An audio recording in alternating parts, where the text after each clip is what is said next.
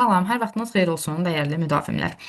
Bu gün mən sizə ailələrlə işin təşkilini, izahını verəcəm, təşkili mövzusunun izahını verəcəm. Ailələrlə işin təşkili mövzusu həm işləyən tərbiyəçi müəllimlərin, həm də qəbula hazırlaşan tərbiyəçi müəllimlər üçün ən vacib mövzulardan biridir ki, yəni bu mövzunu ətraflı şəkildə öyrənməyimiz həm bizim işlədiyimiz vaxt bizə kömək olacaq, həm test mərhələsində bizə kömək olacaq, həm də müsahibə mərhələsində bizə kömək olacaq ki, ən önəmli mövzulardan biridir. Yəni bilirik ki, uşağı inkişaf etdirmək üçün, uşağın inkişafı üçün məktəbəqədər müəssisə, tərbiyəçi müəllim ailələrlə mütləq şəkildə əməkdaşlıq eləməlidir. Ailələrlə əməkdaşlıq müəllimin kommunikativ bacarığıdır. Bəs ailələr haqqında, ailələrlə əməkdaşlıq etmək üçün daha doğrusu ailələr haqqında nəyi bilmək bizə vacibdir?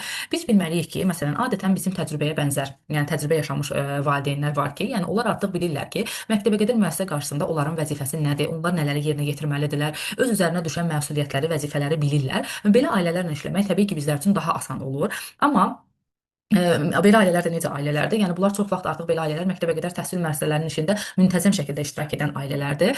Amma məsələn elə ailələr də var ki, bunlardan xəbərsizdirlər. Yəni onlar məsələn könüllü şəkildə məktəbəqədər müəssisənin tədbirlərində, konfranslarında, iclaslarında iştirak etməyiblər və məlumatsızdırlar. Onların nələr gözlədiyini, onlardan nələrin gözləndiyini, məktəbəqədər müəssisə qarşısında öz vəzifələrini, uşaqları qarşısında öz vəzifələrini bilmirlər. Bizim məqsədimiz də nədir? Bu valideynləri işbirliyinə cəlb etmək, onlarla tərəfdaşlıq etmək və onların ehtiyaclarını, maraqlarını öyrənmək və buna uyğun onlarla təbii ki, əməkdaşlığı qurmaq, yəni bizim vəzifələrimizdən biridir.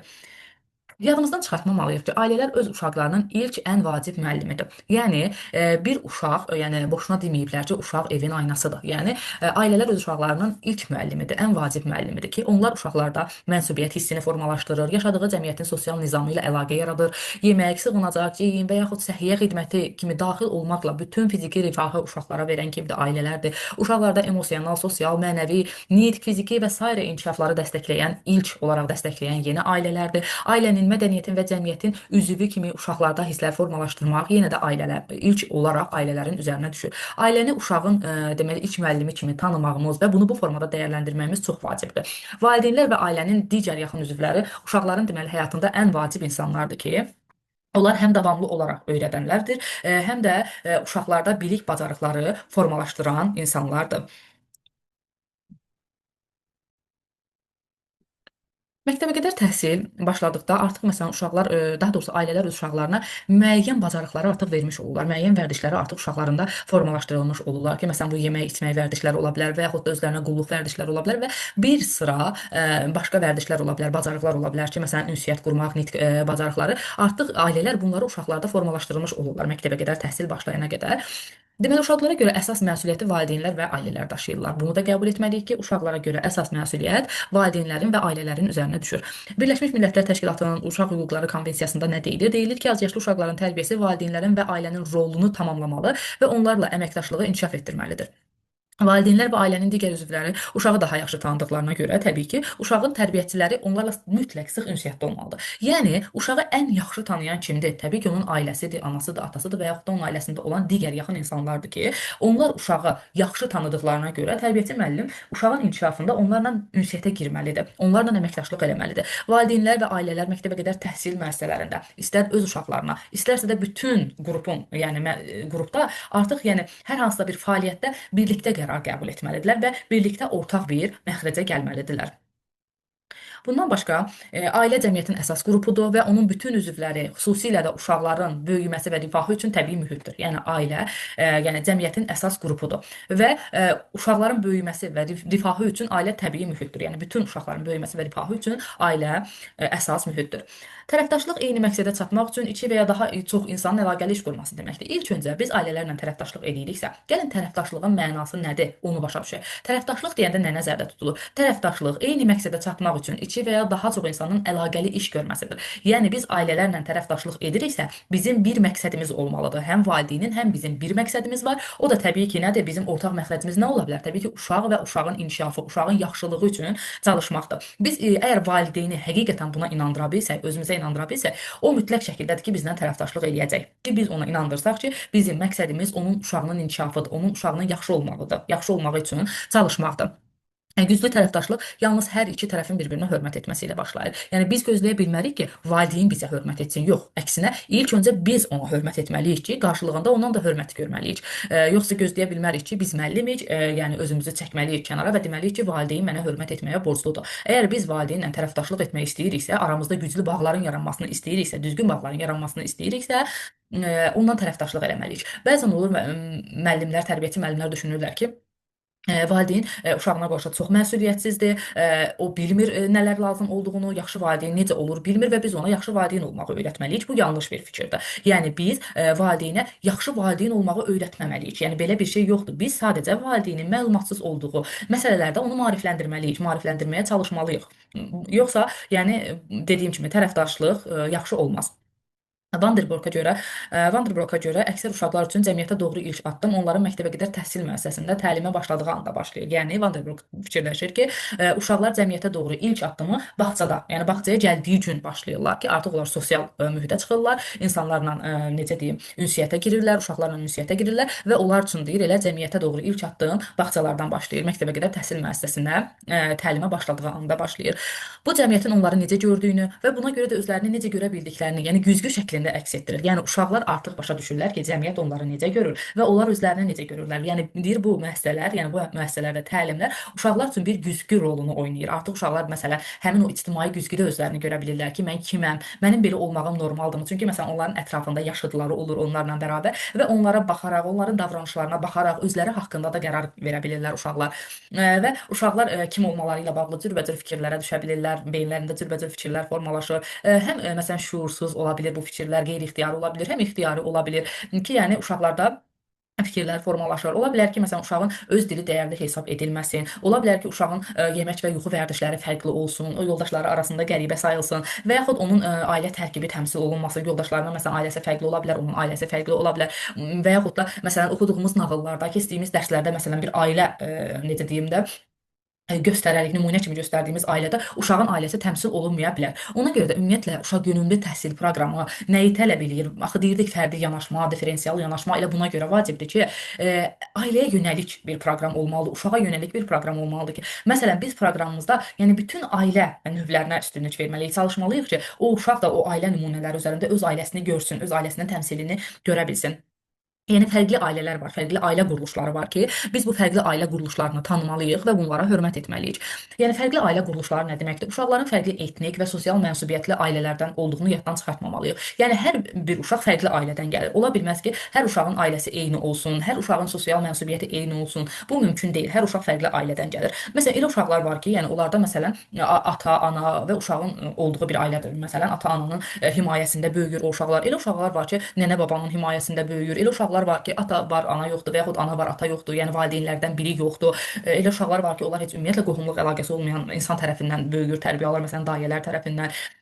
Bəzi uşaqlar məsələn böyük ailələrdə, məsələn, böyük bir nəsil olurlar. Nənə, baba, bibi, nə bilim, əmi birlikdə olan bir ailədə böyüyürlər. Bəzi uşaqlar da olur ki, məsələn, tək ailələrdə böyüyürlər və yaxud da ailə üzvləri fiziki məhdudiyyətli də ola bilər. Yəni ailələr fərqlidir, ailə quruluşları fərqlidir. Biz ilk öncə bunları öyrənməliyik və buna görə artıq öz yanaşmamız olmalıdır uşaqlara qarşı. Və mütləq şəkildə ailələrlə əməkdaşlıq etmək üçün tərbiyəçi müəllim ailələr haqqında məlumatlı olmalıdır. İşlədiyimiz ailələrlə bağlı nələri bildiyimizi və nələri bilmədiyimizi özümüz üçün müəyyənləşdirməliyik ilk öncə. Əgər bizimlə eyni və ya oxşar icmadan gəlirlərsə, başqa da icmalarla müqayisədə uşaq tərbiyəsində təcrübələri, onların baxışları, onların dəyərləri fərqli olacaq və eyni zamanda necə ki onlar bizdən öyrənə bilir, biz də onlardan çox şey öyrənə bilərik. Yəni bir var ki, bizlə eyni icmadan olsunlar, bizlə eyni düşüncədə olsunlar. Bir də var ki, fərqli olsunlar, fərqli etnik ailədən gələ bilərlər, adət-ənənələri fərqli ola bilər, milli mənsubiyyətləri fərqli ola bilər və biz onlardan da çox şey öyrənə bilərik və buna görə də ailələrlə ünsiyyətimiz belə fərqliliklər olanda biraz çətinləşə bilər. Bu çətinləşir demək, bu o demək deyil ki, biz onlarla ünsiyyətdən qaçmalıyıq. Yox, əksinə, cəlb olunmağın mənası haqqında fikirlərimiz fərqli ola bilər, düzdür. Amma yenə də çalışmalıyıq ki, bu ailələrlə ortaq bir məxrəcə gələ bilər.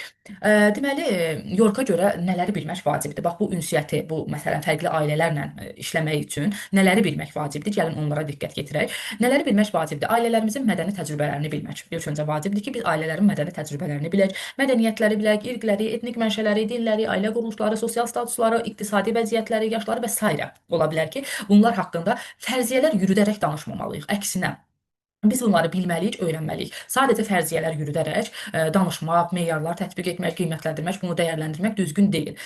Digər baxış bucaqlarının etibarlı olmasına inanmalıyıq. Yəni başqalarının yanaşmasını qəbul etməliyik. Yəni bu demək deyil ki, sadəcə bir məsələyə bizim baxış bucağımız var. Yox, yəni başqalarının da baxış bucaqları var və biz bunları da nə etməliyik? Mütləq şəkildə qəbul etməliyik. Açıq olmalıyıq, istekli olmalıyıq, uyğunlaşmağı bacaran olmalıyıq. Yəni valideynlərə qarşı açıq olmalıyıq, uyğunlaşmağı bacarmalıyıq və eyni zamanda da onlarla ünsiyyətə girməyə, əməkdaşlıq eləməyə istəkli olmalıyıq. Qeyri-müəyyənliyə, münaqişəyə və dəyişikliyə dözmək bacarığına sahib olmalıyıq. Ola bilər ki, yəni valideynlərin fikirləri bizlə üst-üstə düşməsin. Bəzən ola bilər valideyn elə bir vəziyyətə gətirib çıxara bilər ki, aramızda bir münaqişə yarana bilər. Baxın, bunu valideyn deyirəm. Çünki bizim yəni bunu eləməyə bir haqqımız, hüququmuz yoxdur ki, valideynlə nəyisə bir münaqişə yaradacaq, bir söhbət yaradaq. Ola bilər ki, valideyn əsəbi ola bilər, hər hansısa mövzuda fikirləri tamamilə fərqli ola bilər və hər hansısa bir münaqişə yarada bilər və biz buna nə etməliyik? Bu münaqişələrə, bu dəyişikliklərə qarşı dözümlü davranmalıyıq. Və eyni zamanda Yorka görə mədəniyyət gözləntilərindəki fərqlərə nələr təsir göstərə bilər? Təbii ki, uşaqların müəyyən yaşa görə nə edə biləcəyi və ya etməli olduqları, o cümlədən ailədəki rol və vəzifələr, hansı bilik və bacarıqlara yiyələnmələri, məktəbəqədər məktəbin rolu, gözləntilər, bağlılıq və ayrılıq, yəni anaya, ataya qarşı bağlılıq, onlardan ayrılma deyəndə, yəni bu məktəbəqədər müəssisəyə gəlmək nəzərdə tutulur, gender rolları, yemək, yuxu, gigiyena və sairə bütün yəni qulluq qaydaları, nizam-intizam metodları, oyuna və oyunun əhəmiyyətinə, onun əhəmiyyətinə inanmaq, müxtəlif təlim üsullarından istifadə, zamanın orientasiyası və sairələr ola bilər ki, bu fərqliliklərə, yəni münasibətlərə təsir göstərə bilər. Qarşılaşacağımız mədəni fərqlər nələrdir? Bax, gəlin bu mədəni fərqlərə bir neçə nümunə ilə onun izahını verək. Ailədə uşaqların, məsələn, bəzi ailələr var ki, bu ailələrdə uşaqların fikrini tam izah etməsinə icazə verilmir. Yəni onlar mütləq şəkildə böyüklərə tabe olmalıdırlar. Yəni biz bunu bilməliyik ki, məsələn, biz bəzən olur ki, bir uşaq gəlir qrupa, ondan öz fikrini soruşuruq hər hansısa məsələ ilə bağlı. Uşaq orada öz fikrini deyə bilmir və biz buna qarşı ön yargılı olmamalıyıq. Yəni qəbul etməliyik ki, bəzi ailələr var ki, orada uşaq öz fikrini deyə bilmir. Yəni buna yaxşı baxılmır. Uşaq mütləq şəkildə böyüyə tabe olmalıdır. Uşağın bir söz haqqı yoxdur belə ailələrdə. Və yaxud uşaqların müstəqil və ya bir-birindən asılı olmaları üçün nə qədər imkan yaradılır? Yəni uşaqlara nə qədər müstəqillik verilir, nə qədər azadlıq verilir? Bunları bilməliyik. Onlara hisslərini ifadə etməyə, yəni icazə verilirmi? Yoxsa bu halların qarşısı alınırmı? Məsələn, bəzi ailələrdə olur ki, yəni öz hisslərini uşaqlara ifadə etməyə icazə verilmir, öz emosiyalarını. Məsələn, bəzi ailələrdə müsbət emosiyalarını ifadə etməyə icazə verilir, mənfilərini ifadə etməyə icazə verilmir. Bəzilərində heç birini ifadə etməyə icazə verilmir uşaqlara. Ona görə də biz bunları bilməliyik və bunlarla işləmək bacarığı olmalıdır bizlərdəki. Yəni qarşılaşacağımız mədəni fərqlər bunlardır ki, hər ailədə yəni fərqlidir. Tərbiyə metodları fərqlidir, uşağa yanaşma tərzləri fərqlidir. Yəni biz məsələn uşaq ola bilər ki, ağlayır, üzülür. Bu halda bizə öz emosiyalarını, fikirlərini ifadə edə bilmirsə, çatdıra bilmirsə, bu o demək deyil ki, bu uşaq nəsə bir bacarıqsızdır. Yəni axı bu uşaq elə bir ailədə tərbiyə alıb ki, onun ailəsinə ümumiyyətlə icazə verilməyib indiyə kimi buna. Ona görə də türklər demiş biz öz ön yargılarımız olmamalıdır. Ailələrlə işin təşkilində elə ən önəmli şeylərdən biri budur ki, biz buna icazə verməməliyik. Hər kəsi başa düşməyə çalışmalıyıq mütləq. Bundan başqa gəlin müsbət təcrübəyə və biliklərə əsaslanmaq nədir? Bunu izahını verək. Ailə və icmalarla əlaqə qurmağın ən yaxşı yolu onların övladlarının təhsilinə, inkişafına və məmnunluğuna, yəni dəstək verə biləcəyimizə onları inandırmaqdır. Yəni biz ailələri inandırmalıyıq ki, yəni onların övladlarının həm təhsilinə, həm inkişafına biz dəstək veririk və bunun üçün çalışırıq. Bizim işimiz ailələri dəstəkləməkdir. Onları yəni uşaqlarının təliminə cəlb etməkdir. Yəni gördüyümüz işə uyğunlaşdırmağa məcbur etmək deyil. Yəni biz ailələrə izah etməyə çalışırıq ki, yəni biz istəyirik ki, siz bizim təlimimizə, yəni keçdiyimiz təlimə, uşaqların inkişafına dəstək verəsiniz, qoşulasınız. Yəni biz buna çalışmamalıyıq ki, mən bu işi bu formada görürəm, sən də məcbursan mənim gördüyüm bu işə uyğunlaşmağa. Yox. Yəni bu yanlış bir fikirdir. Yəni onları məcbur etməli deyilik, əksinə inandırmalıyıq ki, biz onları təlimə cəlb etməyə çalışırıq, təlimdə iştirakını təmin etməyə çalışırıq. Bundan başqa valideynlərdə yəni 3 əsas konsepsiyanı formalaşdırmalıyıq biz. Yəni təlimə cəlb etmək üçün 3 əsas konsepsiyanı formalaşdırmalıyıq. Bunlar nələrdir? Öz uşaqlarına necə kömək etməlidirlər və onların nə etməli olduqları haqqında başqaları nə düşünür? Yəni valideynlər də bunu formalaşdırmalıyıq ki, onlar öz uşaqlarına necə kömək edə bilərlər və onların nə etməli olduqları haqqında başqa insanlar nə düşünürlər? İnsanın və ətrafının sosial mədəni mənşəyi bu qərarlara güclü təsir göstərə bilər. Məsələn, bəzi cəmiyyətlərdə uşağın problemi yarandıqda nə etməli olduqlarını müəllimə yəni danışa bilmirlər. Bunu neyinirlər? Hörmətsizlik kimi sayılırlar. Amma bəzi cəmiyyətlərdə var ki, necə deyim, valideyn bunu danışmırsa bu hörmətsizlik kimi qəbul edilir. Yəni uşaqla maraqlanmır anlamına gələ bilir. Amma bəzi ailələr də var da dediyimiz kimi ki, yəni uşağın nəsə problemi yarandığında bunu müəllimə danışa bilmirlər. Hörmətsizlik kimi qəbul edirlər. Bəs problem varsa digər ailə üzvləri Elə danışmaq lazımdır. Təbii ki, yəni sadəcə ana ilə, ata ilə deyil, digər ailə üzvləri də varsa, təbii ki, ailədə yaşayırlarsa onlar, onlarla da danışa bilərik, məlumat əldə edə bilərik. Məsələn, elə ailələr var ki, məsələn, ailənin ağsaqqalının razılığı olmalıdır. Məsələn, burada məsələn, sadəcə ata-ananın fikirləri deyil, eyni zamanda baba, nənələr olur ki, onların da məsləhətlərinə qulaq asılmalıdır. Yəni son qərarı onlar verir. Ona görə biz də çalışmalıyıq ki, onlarla da ortaq məxrəcə gələk. Valideynlər kömək göstərə biləcəklərinə inanmalıdırlar. Yəni valideyn, yəni bilməlidir ki, o həqiqətən də ailə üzvləri uşağın tərbiyəsinə, təhsilinə kömək göstərə bilərlər. Onlar özlərini bunun üçün bacarıq və biliklərə sahib olduqlarını bilməlidirlər və buna inanmalıdırlar. Və üçüncü konsepsiyamız da nədir? Uşaqlarını və məktəb tərəfindən, təbii ki, bu bağça tərəfindən də nəzərdə tutulur, tərəfindən iştirak etməyə dəvət olunduqlarını hiss etməlidirlər. Məsələn, biz düşünə bilərik ki, hər hansı ailənin məsələn bir tədbir olsun, bir iclas olsun, ora dəvət edirik. Amma ola bilər ki, sadəcə dəvət edirik, amma valideynə maraqlı yollar təklif etmirik. Məsələn, övladlarına fayda verəcəkləri nə isə bir iş təklif etməliyik ki, valideyn həqiqətən də inansın ki, ona orada ehtiyac var. Yəni onu ora həqiqətən də dəvət edirlər. Məsələn, biz tez-tez onların dəyərli bacarıq və biliklərə sahib olduqlarının, onları gözlədiyimizdən də çox şey edə biləcəklərinin şahidi oluruq həqiqətən də və bunu da valideynə bildirmək lazımdır. Yəni ki, biz valideynə bildirməliyik ki, yəni bayaq da dediyim kimi, onlar da bir çox bilik və bacarıqlara sahibdirlər və biz mütləq onlardan bunları gözləyirik. Yəni bunları gözləyirik. Ailələrlə qarşılıqlı, birgə və demokratik münasibətlərin qurulması necə olmalıdır? Ailələrlə doğru, dürüst və aydın ünsiyyət qurmalıyıq. Açıq və iki tərəfli məlumat mübadiləsi olmalıdır və doğru, düzgün, dürüst, aydın ünsiyyət. Yəni doğru ünsiyyət qurmalıyıq və aydın ünsiyyət qurmalıyıq. Valideynin başa düşə biləcəyi tərzdə ünsiyyət qurmalıyıq valideynlə. İndi bu barədə biraz daha ətraflı danışacağıq irəliləyən dəqiqələrdə.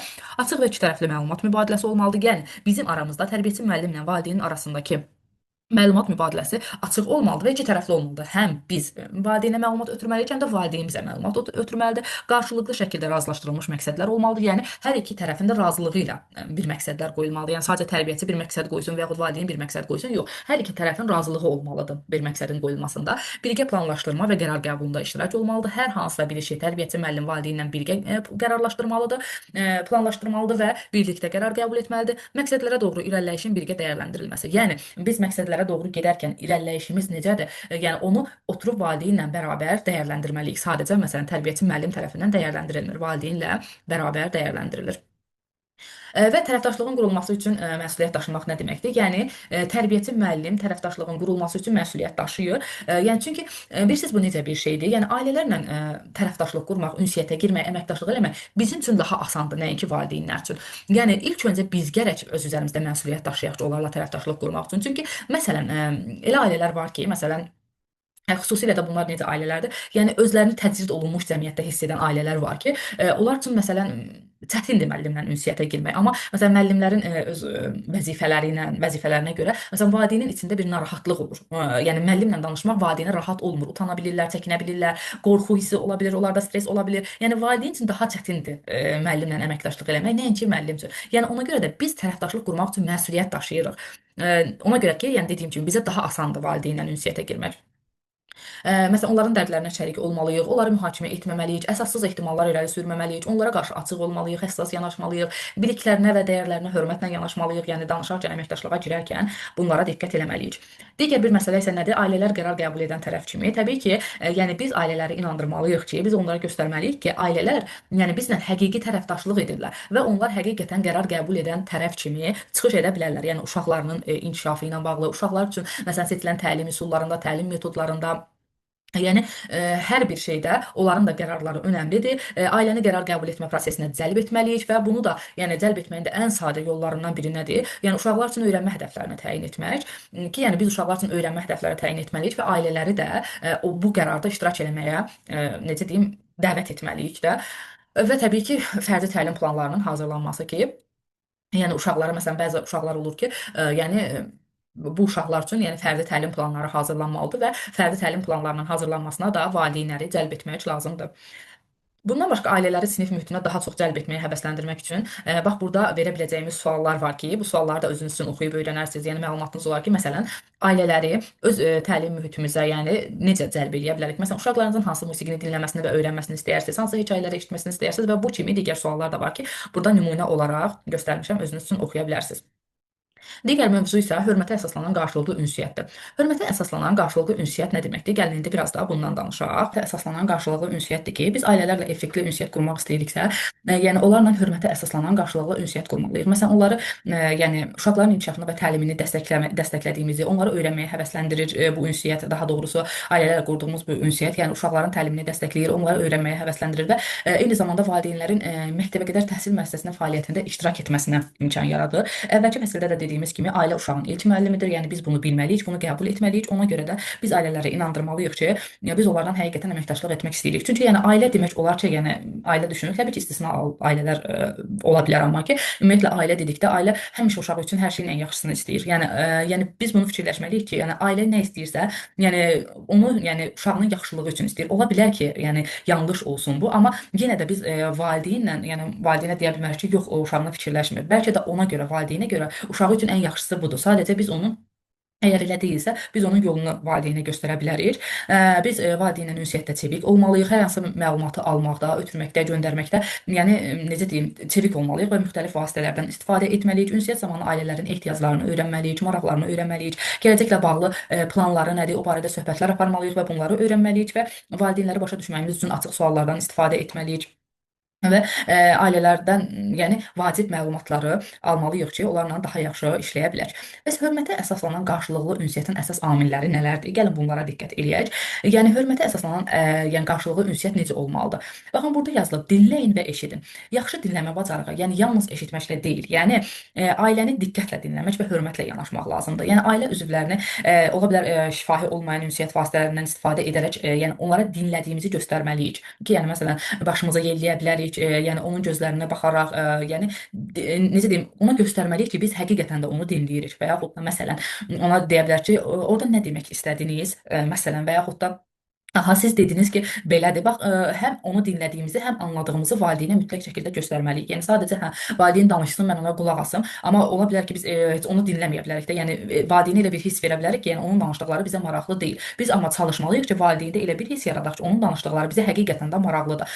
Yəni biz ən çox yəni dinləməyə və eşitməyə maraqlı olmalıyıq da. Yəni danışmaqdan daha çox qulaq asmaq tərbiyəçi müəllim üçün daha vacibdir. Yəni desək ki, valideynlə ən çox yəni tərbiyəçi müəllim danışmalıdır, valideyn dinləməlidir. Yox, ən çox valideyn danışır, tərbiyəçi müəllim onu dinləyir və anlayır. Aydın və başa düşülən dildən istifadə edilməlidir mütləq şəkildə. Məsələn, həm müəllimlər, həm də ola bilər ki, digər peşə sahiblərində də bu belə olur ki, bəzən elə terminlərdən, elə ifadələrdən istifadə edilir ki, bu valideyn üçün anlaşılmaz olur. Məsələn, mən valideynə gəlib deyirəm ki, sizin uşağınız çox akselerant uşaqdır. Məsələn, ola bilər ki, valideyn bunu başa düşməsin.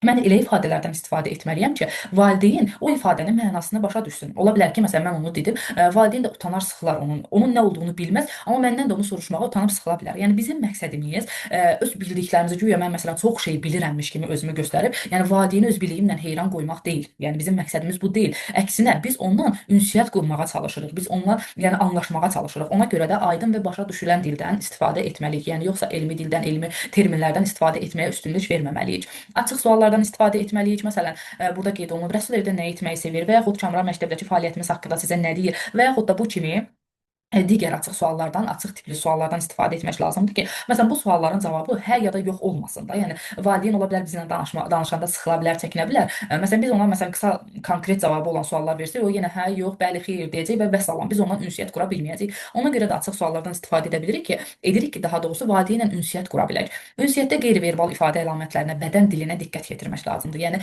bəzən ailə üzvləri məsələn narahat olduğu mövzular ola bilər ki, bu mövzunu müzakirə edərkən yəni çəkinirlər bu mövzunu müzakirə etməkdən. Qeyri-verbal ünsiyyətdən bədən dilini anlamağı bacarmalıdır tərbiyəçi müəllim ki, yəni onun o ailənin narahatlığını görə bilsin və ona uyğun artıq necə deyim, məsələni, müzakirəni apara bilsin. Məsələn, ana ola bilər ki, gender problemindən danışırıq, hər hansısa bir gender məsələlərindən danışırıq. Gərginlik ola bilər anada danışarkən. Biz onu məsələn dinləyərkən, ona sual verərkən daha həssas olmalıyıq və ananın o bədən dilini izləməyə, onun narahatlığını görməyi bacarmalıdır tərbiyəçi müəllim. Deməli, digər bir vasitə isə nədir? Düzünü demək və birbaşa informasiya ötürmək lazımdır. Yəni ailə üzvlərinə düzünü demək lazımdır və informasiyanı da birbaşa ötürmək lazımdır. Məsələn, Biz ola bilər ki, hər hansısa bir məlumatı yanlış, yalan deyim, buna yalan deməyim də, səhv məlumat verə bilərik də. Ola bilər ki, bunu xoş niyyətlə də edə bilərik. Məsələn, uşağın xarakteri ilə bağlı, uşağın məşğələ ilə bağlı, təlimlə bağlı, bildikləri ilə və yaxud da bilmədikləri ilə, qiyməti ilə bağlı. Yəni uşağa, yəni məsələn, ailəni incitməmək üçün və yaxud da uşağı haqqında daha yaxşı danışmaq üçün ona yanlış məlumatlar da verə bilərik. Amma bu artıq nə olacaq? Və yaxud məktəbə qədər müəssisə ilə bağlı, işimizlə bağlı fərqi yoxdur. Bunu pis niyyətlə etməyə də bilərik. Yəni sadəcə olaraq nə bilim, bunu özümüz üçün yəni yaxşı bir niyyətlə etdiyimizi düşünə bilərik, amma bu ailənin yəni bizə olan inamını itirəcək. Biz hər zaman yəni ona düzgün məlumatı verməliyik ki, məsələn, ola bilər ki, bir uşaq çox təcəl olar və qrupda özünü heç yaxşı aparmaz da. Amma valideyn gəlib soruşar ki, mənim uşağım necədir qrupda? Biz deyə bilərik ki, yaxşıdır, uşağınız çox yaxşı aparır özünü filan. Yəni bunu pis niyyətlə etmirik. Yəni sadəcə valideynə qarşı, yəni pis olmasını istəmədiyimiz üçün edirik. Amma bu valideyn axı özü bilir uşağın nadinçdir, evdə özünü aparmağını bilir. Yəni ona görə də istər-istəməz bu valideyndə inamsızlıq yarada bilər. Sadəcə olaraq məsələn düzgün məlumatı çatdıranda onları mühakimə etmədən, məsələn uşağı mühakimə etmədən də yəni məlumatı çatdırmalıyıq, ona düzgün doğru şəkildə çatdırmalıyıq və eyni zamanda da deməliyik ki, yəni biz bunu düzəltmək üçün dəstək verəcəyik. Yəni dəstək verəcəyimizi də valideynə çatdırmalıyıq. Məlumatın məxfiliyini təmin etməliyik. Məsələn, bəzi zəruri, yəni vacib hallar ola bilər ki, bu zaman ailənin üzvləri ilə fərdi şəkildə görüş təyin etməliyik. Yəni və fərdi şəkildə onlarla danışmalıyıq və ailələr şəxsi məlumatları yəni bizimlə paylaşa bilərlər. Bu zaman da məxfiliyi saxlamağımız vacibdir. Yəni öz şəxsi məlumatlarını bizimlə paylaşırlarsa, bu o demək deyil ki, mən gedib onu elə bilim iş yoldaşlarımla və yaxud kimlənsə danışmalıyam. Bu düzgün bir hərəkət deyil. Yəni o bizə danışıbsa şəxsi olaraq, fərdi olaraq biz bunu özümüzdə saxlamalıyıq, qorumalıyıq. Tərəfdaşlıqda məqsədin nə olduğunu anladın. Yəni biz ailəyə izah etməliyik ki, bizim onunla tərəfdaşlıq eləməkdə məqsədimiz nədir? Bunu izah etmək lazımdır və bizim yenə də bayaq da əvvəl dediyim kimi, yəni tərəfdaşlıq eləməkdə məqsədimiz nədir? Təbii ki, uşağın inkişafını dəstəkləmək. Yəni valideynlə bizim ən böyük tərəfdaşlığımız bundan ibarətdir və müsbət informasiyaları paylaşın valideynlərlə deyir. Baxın bu o demək deyil ki, bayaq dedik ya, yanlış informasiya paylaşmaq. Amma məsələn biz burada müsbət informasiyalar da paylaşmalıyıq. Amma bunu xüsusi qeyd etməliyik. Məsələn ola bilər ki, biz valideynə deyirik ki, məsələn sizin övladınız əla uşaqdır, çox ağıllıdır, yəni filan. Bu yanlış görünməyə bilər bizə, amma biraz yanlış ifadədir. Məsələn biz bu kimi təriflərdən uzaq olmalıyıq. Əgər bir uşağa məsələn hər hansısa bir xasiyyətini tərifləmək istəyirsə, onu xüsusi olaraq qeyd etməliyik. Yəni məsələn deyə bilərik ki, sizin övladınız çox səbirlidir və yaxud sizin övladınız çox mehribandır, sizin övladınız dərsdə çox aktivdir. Bu formada, yəni valideynə müsbət informasiyalar verməliyik və verəndə çalışmalıyıq ki, xüsusi olaraq qeyd edək bunu, xüsusi olaraq qeyd edək. Yaxşı, gələk indi danışaq biraz da ailələrlə ilkin ünsiyyətin əsasının qoyulması. Bir saniyə. Aha, ailələrlə ilkin ünsiyyət, yəni çox vacibdir. Yəni ilk təəssürat, yəni bu sadəcə ailələrlə işin təşkilində deyil, hər bir halda ilk təəssürat çox önəmlidir. Yəni ilk olaraq necə bir təəssürat yarandısa, bu o formada da davam eləyir. Ona görə də ilkin ünsiyyətlərimiz ailələrin qayğıkeşliyi hiss edilməlidir. Yəni ailələrə qarşı qayğıkeşlik hiss edilməlidir mütləq şəkildə. Onların məsələn bacarıqları, ehtiyacları nəzərə alınmalıdır, onlara hörmətlə yanaşılmalıdır və çünki hər şeyin təməli axı ilk ünsiyyətdən başlayır. Yəni hər şeyin təməli ilk ünsiyyətdən başladığına görə, ona görə də qəbul zamanı və yaxud da qəbul zamanı valideynlərlə iclas keçirə bilərik və bu iclaslarda da çalışmalıyıq ki, İlk təəssüratı çox gözəl yaradaq və valideyn təbii ki, yəni bağçaya uşağını gətiribsə, ilk olaraq qoyursa, o müəllimlə tanış olur, bağça ilə tanış olur və müəllimlə hansı vasitələrlə əlaqə qura biləcəyini öyrənir və biz bunlar haqqında ətraflı daha doğrusu valideynə məlumat verməliyik. Məsələn, e-posta yolu ilə, telefon yolu vasitəsilə, ola bilər internet vasitəsilə, sosial şəbəkələr vasitəsilə ailələrlə ünsiyyət qura bilərik. Ev ziyarətləri də ola bilər. Ailələrlə işin təşkilində soruşsaz ki, ev ziyarətləri olarmı? Yəni tərbiyəçi müəllim ailələrin evinə gedə bilərmi? Əlbəttə olar. Yəni təlimə başlamazdan əvvəl və yaxud da sonra da ola bilər, fərqi yoxdur. Ev ziyarətləri də ola bilər. Ailələrlə görüş təşkil edə bilərik, davamlı söhbətlər apara bilərik. Bu hətta ən gözəl fürsətlərdən biridir ki, uşağı evdə görmək, onun yaşadığı, olduğu mühiti görmək, yəni tərbiyəçi müəllim üçün çox vacibdir. Amma bəzən elə ailələr var ki, istəmirlər bunu. Yəni necə deyim, onlar üçün bu rahat deyillər ki, məsələn, tərbiyəçi müəllim onların evinə gəlsin. Yəni biz bunu da normal qarşılamalıyıq. Əgər məsələn onların evinə getməyimizi istəmirsə, yəni bunda israrcı ola bilmərik. Düzdür, biz valideynlə ünsiyyət qurmaqda israrlı olmalıyıq. Amma məsələn o bizim onun evinə getməyimizi istəmirsə, biz bunda israr eləyə bilmərik. Buna hörmətlə yanaşmalıyıq. Bunun yerinə məsələn, ya bağçada olsun, bağçaya uşağını gətirərək olsun və ya valideyn uşağını özü gətirə bilmirsə, ana və yaxud da fərqli başqası gətirirsə, bir nə bilim sürücüsü gətirə bilər, dayəsi gətirə bilər və fərqli bir şey. Amma biz ailə ilə görüşmək istəyiriksə, başqa bir yerdə məsələn onu planlaşdırıb başqa bir yerdə də görüşə bilərik. Və uşağın evdən məktəbə qədər müəssisəyə keçidini dəstəkləmək, yəni hər uşaq üçün asan olmur. Yəni evdən bağçaya gəlmək, yəni bağçada biraz uşaqların adaptasiya müddəti çətin ola bilər. Düzdür, hər uşaq üçün bu belə deyil. Bəzi uşaqlar var ki, rahat şəkildə adaptasiya olurlar bağçaya, amma bəzi uşaqlar da var ki, bağçaya rahat şəkildə adaptasiya ola bilmirlər. Ona görə də çünki uşaqlarda çox vaxt ayrılıq qorxusu olur da, evdən, anadan, atadan, ən çox da anadan bilirik ki, ən çox uşaqlar anaya bağlı olurlar. Ayrılıq qorxusu olur. Ona görə də ilk günlərdə biz çalışmalıyıq ki, məsələn, valideynin qrupda otursun. Məsələn, bir neçə saat valideynin qrupda oturmağına icazə verə bilərik. Bundan başqa baxın burada uşaq ailəsindən ayrılmaqda çətinlik çəkirsə, bir neçə yollar var ki, bu yolları da yəni yoxlayaraq uşağı bağçaya adaptasiyasına şərait yarada bilərik. Yəni belə bir ki, məsələn, ana və ya ailə üzvünün uşaqla sağollaşdığına və ona nə vaxt qayıdacağını söylədiyinə əmin olmalıyıq ki, yəni valideyn uşaqla sağollaşmalıdır və uşağa bildirməlidir ki, o nə vaxt qayıdacaq. Yəni uşaq anasının qayıdacağını bilməlidir. Valideyndən uşağın xoşladığı oyuncaqları və yaxud ona maraqlı olan yəni məlumatları əldə edə bilərik. Məsələn, uşaq gəldikdə onları uşağa təqdim edə bilərik ki, məsələn, uşaq valideyn öyrənə bilər ki, uşaq indi hansı oyuncaqlarla oynamağı sevir, hansı oyunlar oynamağı sevir və uşaq artıq gələndə də biz onları uşağa təqdim edə bilərik ki, bu da uşağın bağçaya adaptasiya olmasında köməklik edəcək. Uşağın evdən sevimli oyuncağı gətirməsinə icazə verə bilərik. Hər hansı bir oyuncağı, mişqanı, kuklanı fərqi yoxdur. Sevimli bir oyuncağını gətirməsinə icazə veririk adaptasiya dövründə və artıq uşaq qrupa uyğunlaşdıqca uşağa əlavə diqqət göstəririk, qayğı göstəririk ki, bu da uşağın qrupa uyğunlaşmasına kömək edir.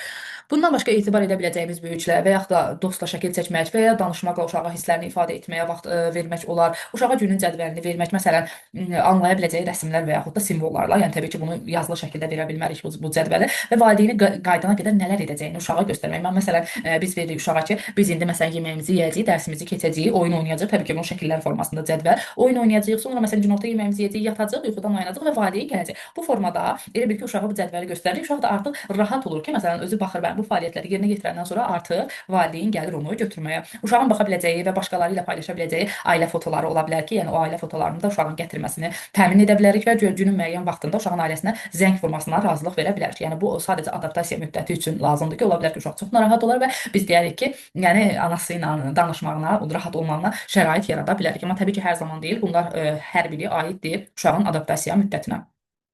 Məktəbəqədər təhsil müəssisəsi ilə ailə arasında davam edən ünsiyyət olmalıdır. Yəni ailə məktəbəqədər müəssisə ilə əlaqə qurmağa müxtəlif yollarla üstünlük verə bilərlər. Məsələn, bu görüşlər vasitəsilə ola bilər, yəni canlı görüşlər vasitəsilə də ola bilər və yaxud da e-postalar vasitəsilə ola bilər, telefonla ola bilər, yazılı qeydlər vasitəsilə ola bilər və yaxud valideyn uşağı gətirib aparma vaxtları var ki, gətirib apardığı vaxtlarda da valideynlə ünsiyyət qura bilərik. Məsələn, elə valideynlər var ki, işləyən valideynlər olur, vaxtları çox az olur da. Məsələn, onların telefonla danışmağa və yaxud da müəllimlə başqa vaxtlarda danışmağa vaxtları, şəraitləri olmur. Olmasa belə 2-3 dəqiqə belə olsa, valideyn uşağı gətirəndə, aparanda, ayaq üstü belə olsa, valideynlərlə çalışmalıyıq ki, biz ünsiyyət quraq və o davamlı ünsiyyəti təmin edək. Məsələn, artıq əvvəl, çünki artıq bilirsiniz, artıq texnologiya inkişaf edib, sosial şəbəkələr var, telefon var. Bunlar vasitəsilə artıq ailələrlə əlaqə qurmaq daha rahat olub ki, bunların vasitəsilə, yəni ailələrlə əlaqə qura bilirik. Ailələrlə işin təşkilində diqqət eləməli olduğumuz digər məqamlardan biri də konfidensiallıqdır. Konfidensiallıq nədir? Məxfilik. Bayaq adını çəkmişdik konfidensiallığın ki, valideyn, yəni daha doğrusu müəllim valideynlə əlaqədə, qarşılıqlı hörmətə əsaslanan əlaqədə konfidensiallığı qorumalıdır. Müəllimlər ümumiyyətlə addım-addım yanaşma proqramı çərçivəsində açıq müzakirələri təşviq etdikləri və onları ailələri narahat edən məsələlərə danışmağa şərait yaratdıqları üçün, məsələn, ailə üzvləri, övladları və yaxud da ailənin problemləri ilə bağlı məlumatlar verə bilirlər müəllimə. Yəni ki, artıq bilirik ki, addım-addım yanaşma proqramı necədir? Uşağa qarşı fərdi yanaşmadır, diferensial yanaşmadır da. Yəni bunun üçün də müəllimlə valideyn necə danışmalıdırlar? Hər bir şeyi açıq-aşkar danışmalıdırlar ki, onlar uşağa uyğun fərdi plan hazırlaya bilsinlər, o uşağa fərdi yanaşa bilsinlər. Və bu söhbətlər əsasında da valideynlər məxfi məlumatları verə bilərlər tərbiyəçi müəllimə və tərbiyəçi müəllimin də borcudur ki, bu məxfi məlumatları qorusun. Məsələn, bunu şifahi şəkildə danışanda da edə bilərlər və yaxud da mesaj vasitəsilə də yaza bilərlər, telefon vasitəsilə də deyə bilərlər. Və müəllimin borcudur ki, bu məlumatları qorusun, heç kimlə paylaşmasın. Bundan əlavə uşağın foto şəkillərini, video görüntülərini paylaşmamışdan əvvəl də valideyndən mütləq şəkildə icazə almaq lazımdır. Hətta bu icazə yazılı şəkildə olmalıdır ki, uşağın hər hansısa bir şəkillərini, videolarını daha doğrusu paylaşmaq istəyiriksə, hər hansısa bir sosial şəbəkədə mütləq şəkildə valideynin yazılı ərizəsi, yazılı icazəsi olmalıdır. Bəs konfidensiallıq nə zaman pozula bilər? Konfidensiallıq o zaman pozula bilər ki, məktəbəqədər müəssisənin, yəni bağçanın əməkdaşları görərlər ki, yəni uşağa qarşı hər hansısa bir zorakılıq əlaməti var və uşağın həyatı risk altındadır. Əgər bunu müəyyən etsələr, yəni dəlillərlə, sübutlarla müvafiq orqanlara, yəni bu o demək deyil, yəni mən konfidensiallığı pozum, bu gün gördüm ki, uşaq şiddət görür, gedim iş yoldaşıma danışım və yaxud başqa birinə danışım. Yox, sadəcə dəlillər və sübutlar hazırlanmalıdır və müvafiq orqanlara məlumat verilməlidir bu barədə. Deməli, bütün proqramların yazılı şəkildə konfidensiallıq qaydaları hazırlanmalıdır və həmin qaydalar aşağıda öz əksini tapır. Bax, burada onlar yazılıb, özünüz üçün oxuyarsınız. İctimai qurumlara və ya uşaqla birlikdə işləyə biləcək şəxslərə məlumatın təqdim edilməsi prosesində konfidensiallıq qorunmalıdır. Uşaqlar haqqında foto, video və ya məlumat yaymaq üçün valideynlərdən icazə alınmalıdır. Proqramın məxfi məlumatdan istifadə qaydaları, məlumatların obyektiv qeydiyyatına aparmaq və hesabatını təmin etmək üçün təlim və prosedurlarda konfidensiallıq qorunmalıdır və valideynlərin hüquq və vəzifələrində. Ailələrlə işin təşkilində diqqətdən qaçırdığımız, yəni önəm vermədiyimiz məsələlərdən biri kişilərin, yəni ataların, babaların, əmilərin, dayıların fərqi yoxdur. Yəni məktəbəqədər müəssisələrə əməkdaşlığa cəlb edilməsidir ki, yəni bilirik ki, yəni kişilər qadınlar qədər maraqlı deyillər, yəni uzaqdılar. Bunun əsas səbəblərindən biri də odur ki, məsələn, bilirik ki, bağçada tərbiyəçi müəllimlərin çoxusu qadınlardır. Yəni kişi işçilər çox az rast gəlinir bağçalarda. Ona görə də kişiləri daha çətindir bağçalara, məktəbəqədər müəssisələrə cəlb etmək. Amma çətin də olsa biz yenə də çalışmalıyıq ki, kişiləri də bura cəlb edək. Çünki bir uşağın gözündə yəni ata obrazı, yəni kişi obrazı yaratmaq çox önəmlidir. Sadəcə qadın obrazı olmamalıdır, yəni kişi obrazı da olmalıdır. Yəni kişilərin uşaqların həyatına daxil edilməsi üçün mütləq şəkildə səy göstərməliyik. Biz uşaqlara nümunəvi kişi obrazları ilə tanış etməliyik.